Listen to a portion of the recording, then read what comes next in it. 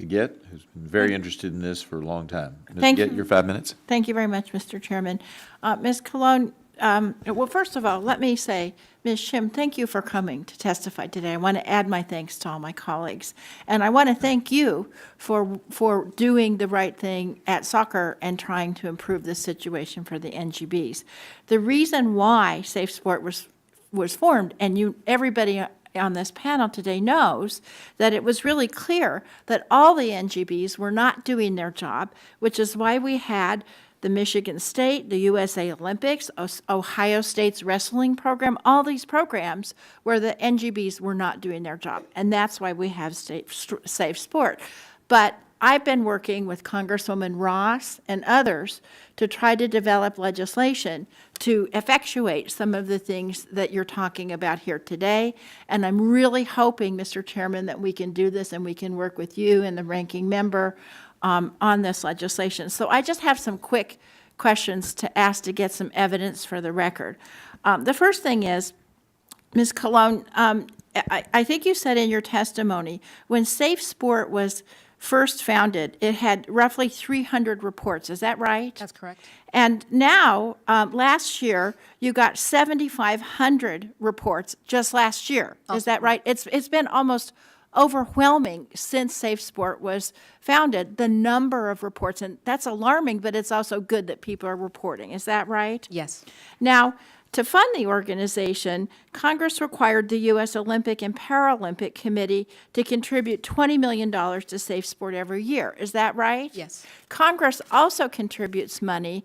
This year, we contributed $2.5 million, even though we asked for $5 million in authorization. Isn't that right? Yes. How much do you think it would cost to actually adequately fund SafeSport? Based on the trajectory of cases, I would say that our budget needs to be around $30 million.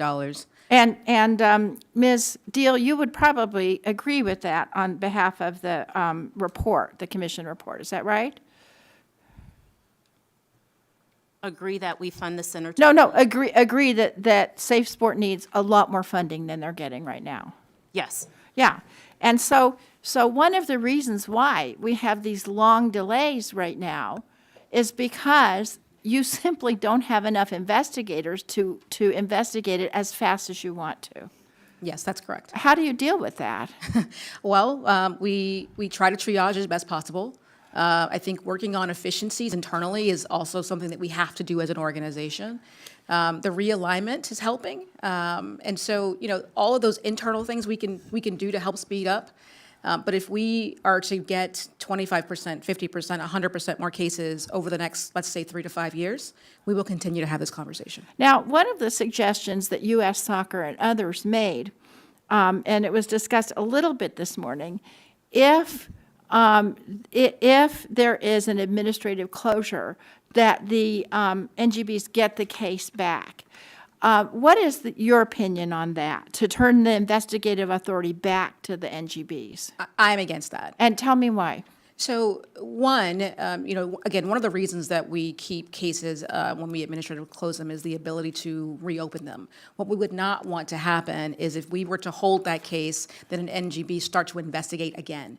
We've had instances where athletes have called us and say, hey, wait a minute, SafeSport, you told me you were going to give this a hold, and then I got a call from my NGB. We don't want that to happen. We do recognize, however, that NGBs do need additional information in order to make better decisions, whether that is around safety planning, membership decisions, or employment decisions.